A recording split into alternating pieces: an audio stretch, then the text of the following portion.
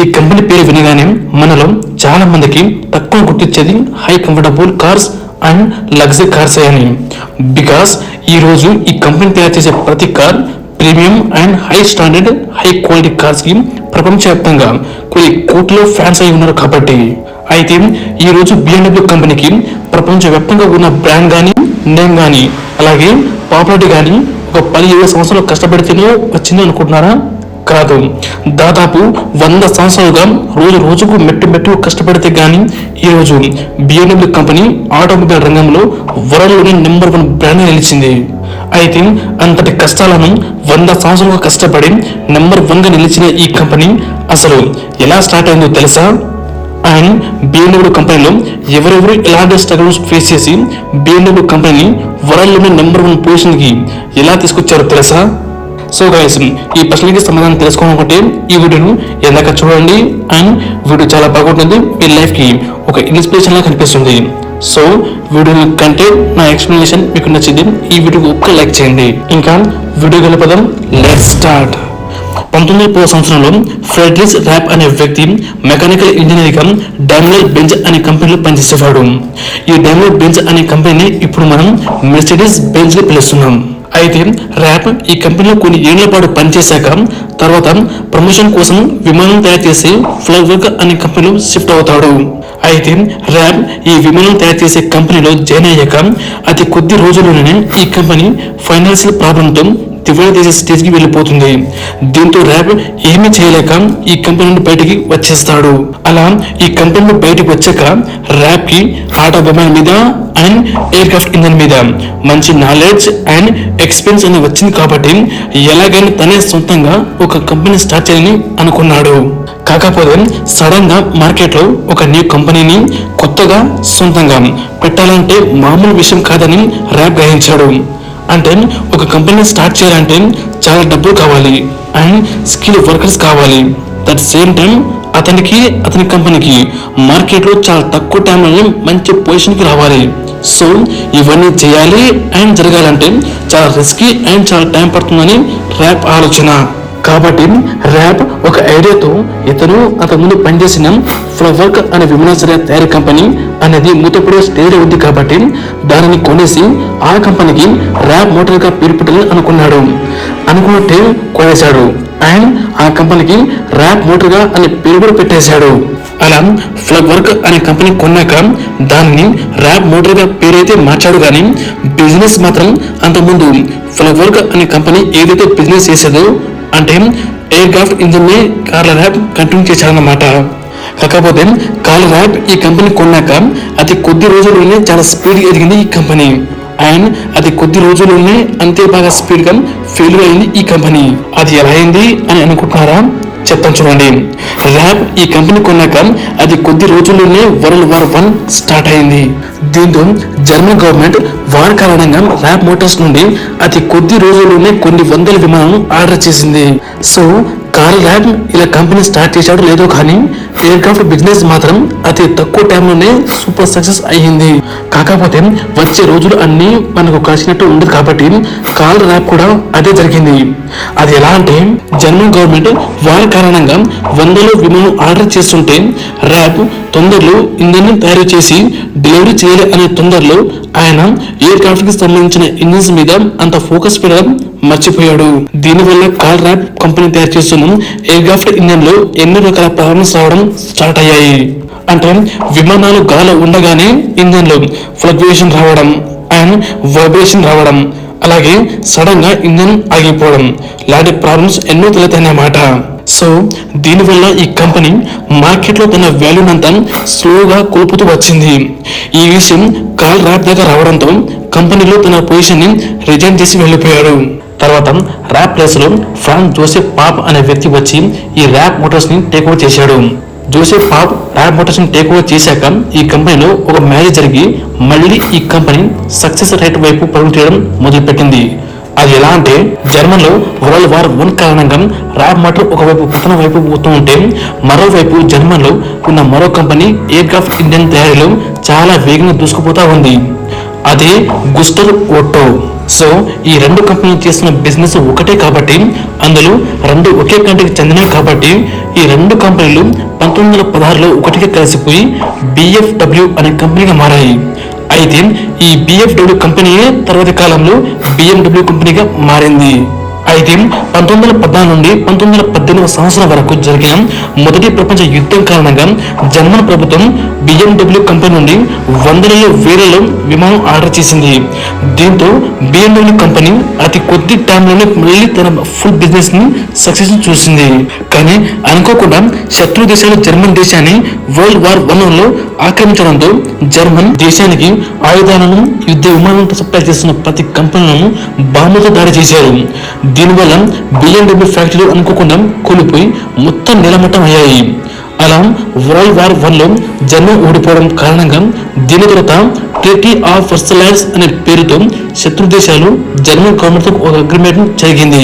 ఈ agreement rules ఏమిటంటే German దేశంలో ఏ కంపెనీ కూడా జర్మన్ దేశానికి యుద్ధ విమానం కానీ ఆటోమొబైల్ కంపెనీలు కానీ అస్సలు తయారు చేయకూడదని. సో ఈ ఒక్క అగ్రిమెంట్ రూల్ కారణంగా బిఎండబ్ల్యూ కంపెనీ చేసేది ఏమీ లేక తన ఫ్యాక్టరీ అన్నిటినీ క్లోజ్ చేసేసింది. కానీ జోసెఫ్ పాప్కి మాత్రం తన బిజినెస్ ని అక్కడితో ఆపేయడం తనకు ఇష్టం లేదు. దీన్ని సక్సెస్ వచ్చినా ఫెయిల్యూర్ వచ్చినా మళ్ళీ గివ్ అప్ ఇవ్వడం అంటారు. ఇంకా స్టోరీకి వెళితే జోసెఫ్ పాప్ కొన్నాళ్ళ తర్వాత ఆయన బిఎండబ్ల్యూ ఫ్యాక్టరీలో వంటగది కావాల్సిన కుండలు, పాత్రలు, డ్రమ్స్ అండ్ మోటార్ సైకిల్స్ కావాల్సిన స్పీకర్ పార్ట్స్ వంటి చిన్న చిన్న వస్తువులు తయారు చేస్తూ మళ్ళీ బిఎండబ్ల్యూ బిజినెస్ ని స్లోగా స్టార్ట్ చేయడం మొదలు పెట్టాడు. అలా కొన్ని సంవత్సరాలు ఇదే బిజినెస్ కంటిన్యూ చేస్తూ వచ్చాక జోసెఫ్ పాప్ తన బిజినెస్ ని ఇంతటితో కాకుండా కాస్త లార్జ్ స్కేల్ తో డెవలప్ చేయాలని అనుకున్నాడు. కానీ జోసెఫ్ పాప్ ముందులాగా యుద్ధ విమానం తయారు చేయలేడు. అందుకే ఆయన ఎంచుకున్న చాయిస్ మోటార్ సైకిల్. అంటే 1922లో బిఎండబ్ల్యూ కంపెనీ సొంతంగా మోటార్ సైకిల్ తయారు చేయడం మొదలుపెట్టింది అనమాట. అలా Joseph pop first time launch చేసిన మోటార్ సైకిల్ ఏదో తెలుసా? BMW R32. అప్పట్లో ఈ బైక్ మోటార్ సైకిల్ రేస్ లో ఎన్నో రికార్డ్స్ ను క్రియేట్ చేసింది. అలా ఈ బైక్ 1922లో బాగా అమ్ముడయ్యాయి అండ్ అంతే బాగా లాభాన్ని తెచ్చిపెట్టింది. కాకపోతే బిఎండబ్ల్యూ కంపెనీ ఈ లాభాలతో బిఎండబ్ల్యూ మోటార్ సైకిల్ ను డెవలప్ చేయకుండా అండ్ ఎక్స్పెండ్ చేయకుండా ఫెరిజిన్ ఫిబ్రిక్ ఎసినాస్ అనే ఒక జర్మన్ కార్ మేకింగ్ కంపెనీని కొనేసి 1928లో BMW company first time automobile business లో ఎంటర్ అయింది. కాకపోతే 1928లోనే జర్మన్లో చాలా వరకు ఆటోమొబైల్ కంపెనీలు ఉన్నాయి, like Volkswagen, Daimler Benz and పెర్చి.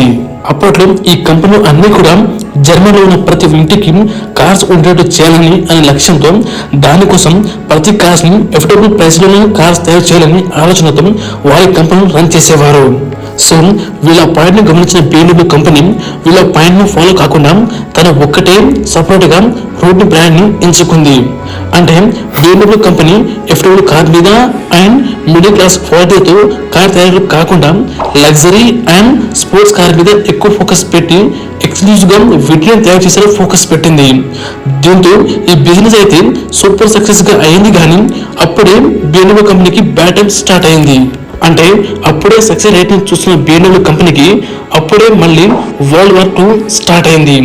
దీంతో బిఎండబ్ల్యూ కంపెనీ మంచి సక్సెస్ అండ్ మంచి లాభాలతో ఆటోమొబైల్ రంగంలో ఉండగా యుద్ధం కారణంగా మళ్ళీ ఈ ఆటోమొబైల్ బిజినెస్ స్టార్ట్ చేసేసి మళ్ళీ యుద్ధ విమానం తయారు చేయడం మొదలుపెట్టింది. దీంతో జర్మనీలో యుద్ధ విమానం తయారు చేస్తున్న ఫ్యాక్టరీని శత్రు దేశాలు గుర్తించి వాటిపై మళ్ళీ బాంబు వర్షం కురిపించి వాటిని నీలమట్ట అయ్యేలా చేశారు. ఈ కూలర్ ఫ్యాక్టరీలో బిఎండబ్ల్యూ ఫ్యాక్టరీ ఉండడంతో 1920లో బిఎండబ్ల్యూ కంపెనీ స్టార్టింగ్స్ లో ఎలా అయితే స్టార్టింగ్ స్టేజ్ లో ఉండేదో మరో బాంబు దెబ్బతో మళ్ళీ అదే మూడు స్టేజ్కి వెళ్ళిపోయింది బిఎండబ్ల్యూ కంపెనీ. కాకపోతే ఇక్కడ మనం బిఎండబ్ల్యూ స్టోరీని కానీ మనం అబ్జర్వ్ చేసే స్టోరీ అంతా అక్కడక్కడ తిరుగుతూ ఉంటుంది. అంటే వీళ్ళు జీరో నుండి పైకి వస్తారు, మళ్ళీ చిన్న చిన్న తప్పుల వల్ల మళ్ళీ పై నుండి జీరోకి వస్తారు. సో ఈ సక్సెస్ స్టోరీ మరియు ఫెయిల్యూర్ జర్నీ ఎలా ఉంటుందంటే ఒక రోలర్ కోస్టర్ ఉంటుంది. ఇది కూడా సేమ్ ఈ కంపెనీ లాగానే కింద నుండి పైకి సెకండ్ వెళ్తారు, మళ్ళీ పై నుండి కిందికి సెకండ్ కిందికి వస్తారు. సో రెండవ ప్రపంచ యుద్ధం ముగిశాక బిఎండబ్ల్యూ కంపెనీ కొన్ని రోజుల తర్వాత మళ్ళీ చిన్న చిన్నగా తన మోటార్ సైకిల్ బిజినెస్ స్టార్ట్ చేయడం మొదలు పెట్టింది. అండ్ ఇలా ఈ బిజినెస్ ని కంటిన్యూ చేస్తున్న టైంలోనే 1952లో మళ్ళీ వీళ్ళు ఒక లగ్జరీ కార్ ని లాంచ్ చేశారు. అదే BMW 501. అప్పట్లో ఈ కార్లో ఎన్నో ఫీచర్స్లను ప్రొవైడ్ చేశారు. కానీ బ్యాడ్ ల్యాగ్, ఎందుకంటే అప్పట్లో జర్మనీలో రెండవ ప్రపంచ యుద్ధం కారణంగా ప్రజల దగ్గర చాలా డబ్బు ఉండేది కాదు. దీంతో ఈ కారు కొనుక్కోవడానికి చాలా మందిలో ఉన్నా ఎవరు పెద్దగా కొనుక్కోవడానికి ముందుకు రాలేదు. దీంతో BMW కంపెనీకు ఒకవైపు ఇది షాకింగ్ అండ్ ఫెయిల్యూర్ వైపు పరిచయం చేస్తుంటే, అదే టైంలో జర్మనీలో మరోవైపు వోక్స్‌వాగన్ అనే కంపెనీ తక్కువ ధరలోనే ప్రజలకు ఎఫోర్డబుల్ రేట్లో కార్ సేల్ చేస్తూ మార్కెట్లో తన బిజినెస్ ని అండ్ తన బ్రాండ్ ని అంతా కంప్లీట్ గా రూలింగ్ చేస్తూ వస్తుంది. అయితే వోక్స్‌వాగన్ కార్ ఏదో తెలుసా? Belt car. సో దీన్ని గమనించిన BMW కంపెనీ తాము కూడా మార్కెట్లో ఎఫోర్డబుల్ రేట్లోనే కార్ సేల్ చేయాలని భావించి రెండు కార్లను లాంచ్ చేశారు. అదే BMW Excetta అండ్ BMW 600. ఇక్కడ బ్యాడ్ టైం అంటే ఎలా అంటే వోక్స్‌వాగన్ కంపెనీ ముందు కొత్తగా లాంచ్ చేసిన ఈ రెండు కంపెనీలు ఫెయిల్ అయ్యాయి. సో ఇలా ఈ కంపెనీ కంటిన్యూస్ గా 4-5 మోడల్స్ ను వోక్స్‌వాగన్ కంపెనీకి పోటీగా లాంచ్ అయితే చేసింది, కానీ కంప్లీట్ గా అన్ని మోడల్స్ మార్కెట్లో ఫెయిల్ అయినాయి. దీంతో BMW కంపెనీ మార్కెట్లో తన కంపెనీ డిమాండ్ అండ్ సేల్స్ ను మెల్లమెల్లగా తగ్గిపోవడంతో చాలా వరకు ఇంకా నష్టానికి కూరుకుపోయింది. సో ఇలాంటి కష్టాలు నష్టాలు ఉన్న BMW కంపెనీని మెర్సిడెస్ బెంజ్ అనే కంపెనీ BMW కంపెనీ కొనడానికి ముందుకు వచ్చింది. కానీ ఇక్కడే BMW కంపెనీకి ఒక లక్కీ హ్యాండ్ కలిసి వచ్చింది. ఈ ఒక్క లక్కీ హ్యాండ్ తో BMW కంపెనీ మళ్ళీ వెనక్కి తిరిగి చూడకుండా చేసింది. అయితే అది ఎలా అంటే చెప్తాం చూడండి. BMW కంపెనీ భారీగా నష్టపోయి మూతపడిపోయే స్టేజ్ లో అండ్ సిచ్యువేషన్ లో ఉన్నప్పుడు, అలాంటి టైంలో హెర్బర్ట్ క్యూన్బెట్ అనే జర్మన్ బిజినెస్ మ్యాన్ BMW కంపెనీలో భారీగా డబ్బులు ఇన్వెస్ట్ చేసి ఆ కంపెనీని మూత పడేయకుండా కాపాడాడు. సో ఇలా ఈ ఒక్క లక్కీ హ్యాండ్ తో BMW కంపెనీ యొక్క హిస్టారికల్ గ్రోత్ స్టార్ట్ అయింది. అంటే BMW కంపెనీ అప్పటి వరకు లగ్జరీ కార్స్ ని టాప్ లాంచ్ క్వాలిటీతో and affordable price and chief క్వాలిటీతో కార్స్ ను మ్యానుఫ్యాక్చర్ చేసేది. కానీ హెర్బర్ట్ అనే వ్యక్తి BMW కంపెనీలో ఇన్వెస్ట్ చేసిన తర్వాత ఈ కంపెనీలో ఎఫోర్డబుల్ కార్స్ ని అండ్ చీఫ్ క్వాలిటీకి అండ్ లగ్జరీ కార్స్ కి ముద్దని పెట్టి మంచి డిజైన్ అండ్ మంచి ఫీచర్స్ కి తో డిజైన్ చేయడం స్టార్ట్ చేసింది. అలా స్టార్ట్ చేసిన ఫస్ట్ సక్సెస్ఫుల్ కార్ BMW 700 సిరీస్. సో ఈ కార్ ఎలా ఉందంటే డిజైన్ లోను, ఫీచర్ లోను అండ్ పర్ఫార్మెన్స్ లోను అండ్ ప్రైస్ లోను అన్ని రకాలుగా కస్టమర్ కి అట్రాక్ట్ గా ఉండడంతో దివాలా స్టేజ్ లో ఉన్న కంపెనీ ఒక లక్కీ హ్యాండ్ తో ఒక లాంచ్ తో BMW కంపెనీ ఇంటర్నేషనల్ గా పేరు తెచ్చుకున్నది. అండ్ ఈ టైంలో BMW కంపెనీ BMW 1500 సిరీస్ ని లాంచ్ చేసింది. ఈ సిరీస్ లాంచ్ చేసిన తర్వాత BMW కంపెనీ వరల్డ్ వైడ్ గా మంచి పేరు అండ్ మంచి సక్సెస్ గల బ్రాండ్ నేమ్ ని క్రియేట్ చేసుకుంది.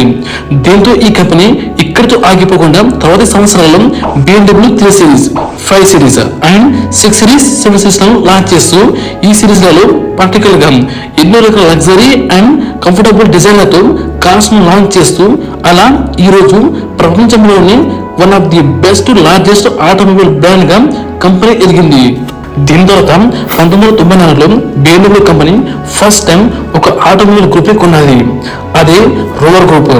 దీన్నే బ్రిటిష్ లేలాండ్ అని కూడా అంటాం. ఈ కంపెనీ అండర్ లో చాలా ఆటోమొబైల్ కంపెనీలు ఉండేవి, అందులో మినీ కూడా ఒకటి. అలా BMW కంపెనీ ఈ రోవర్ గ్రూప్ ని కొన్న తర్వాత కొన్ని రోజులకి ఈ రోవర్ గ్రూప్ లో ఉన్న వారంతా ఒక్కొక్కరుగా బయటకు వెళ్ళిపోయారు. కానీ BMW కంపెనీ మాత్రం ఈ రోవర్ గ్రూప్ లో మినీ బ్రాండ్ మాత్రం తన దగ్గర పెట్టేసుకుంది. అలా మినీ కూపర్ కార్ కంపెనీని BMW కంపెనీ కొన్న తర్వాత మినీ కూపర్ కార్స్ ని BMW కంపెనీయే తయారు చేసి మార్కెట్ లో అమ్మడం స్టార్ట్ చేసింది.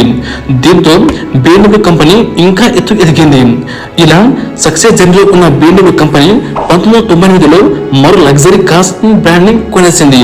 అదే రోల్స్ రాయస్. అయితే రోల్స్ రాయస్ ని ఎందుకు కొన్నదంటే రోల్స్ రాయస్ కంపెనీలో 2 సెగ్మెంట్ అనేది ఉంటాయి కాబట్టి. అందులో ఒకటి కార్ తయారు చేస్తుంది, అది రోల్స్ రాయస్ మోటార్స్. రెండవది ఎయిర్ క్రాఫ్ట్ ఇంజన్ తయారు చేస్తుంది, అదే రోల్స్ రాయస్ PLC. సో ఈ రోల్స్ రాయస్ కంపెనీ యొక్క బ్రాండ్ లోగో అండ్ లైసెన్స్ ఈ రెండు కూడా ఎయిర్ క్రాఫ్ట్ ఇంజన్ తయారు చేసే రోల్స్ రాయస్ కంపెనీ యొక్క అండర్లో ఉంటాయి. కాబట్టి BMW కంపెనీ 1998లో రోల్స్ రాయస్ యొక్క పర్ఫెక్ట్ ప్లాన్ తో ఒక డీల్ చేసుకుంది. అండ్ ఈ డీల్ కారణంగా ఇండైరెక్ట్ గా రోల్స్ రాయస్ కంపెనీ మొత్తం కూడా BMW కంపెనీలో అండర్లోకి వచ్చేసింది. ఇప్పుడు BMW కంపెనీ దగ్గర 3 భారీ లగ్జరీ కంపెనీస్ ఉన్నాయి. ఒకటోది BMW కార్స్ అండ్ బైక్, రెండవది మినీ కూపర్, మూడవది రోల్స్ రాయ్స్. ఇలా BMW కంపెనీ ఆటోమొబైల్ రంగంలో ప్రపంచంలోనే one of the best and number 1 position లో నిలబడగలిగింది. సో ఇలా BMW కంపెనీ ఇంతటి భారీ సక్సెస్ కి ఒకే ఒక కారణం, ఒక లక్కీ హ్యాండ్ అండ్ జనరేషన్ తగ్గట్టుగా న్యూ వర్షన్ తో మార్కెట్ కు ఉన్న డిమాండ్ బట్టి బిజినెస్ ని లాంచ్ చేయడమే. సో మనం కూడా మన లైఫ్ లో ఏదైనా ఒక గోల్ పెట్టుకుంటే అది అప్స్ అండ్ డౌన్ అవ్వడం కామన్ ఉంటుంది. కానీ మనం మన గోల్ మీద కంటిన్యూస్ గా ఫోకస్ పెట్టి మార్కెట్ తగ్గట్టుగా మనం ఆలోచించి దానిపై ఎఫర్ట్ పెడితే ఖచ్చితంగా ఏదో ఒక లక్కీ హ్యాండ్ మనల్ని తాకుతుంది. అది మన డ్రీమ్స్ ని అండ్ సక్సెస్ ని చూస్తూ మనల్ని ఈ ప్రపంచానికి పరిచయం చేస్తుంది. That's it. ఇదే నేను ఈ స్టోరీ ద్వారా మీకు చెప్పాలనుకుంటున్న point. And BMW company success story విన్నాక మీకే అనిపించింది? అండ్ మీలో ఎంతమందికి BMW కార్స్ కి ఫ్యాన్స్ అయి ఉన్నారో కింద కామెంట్ చేయండి. That's it. ఇది ఫ్రెండ్స్, ఇది ఇవాళ ఈ రోజు కొత్త టాపిక్ తో కొత్త వీడియో. ఈ వీడియో మీకు ఎలా అనిపించింది కింద కామెంట్ చేయండి. అండ్ నా కంటెంట్, నా ఎక్స్ప్లెనేషన్ మీకు నచ్చితే ఈ వీడియోకు ఒక్క లైక్ చేసి ఛానల్ సబ్స్క్రైబ్ చేయండి. Thank you. ఇంకా ఇంకో వీడియోతో ఇంకో మంచి టాపిక్ తో మీ ముందుకు వస్తాను. అంతవరకు సెలవు. జై హింద్.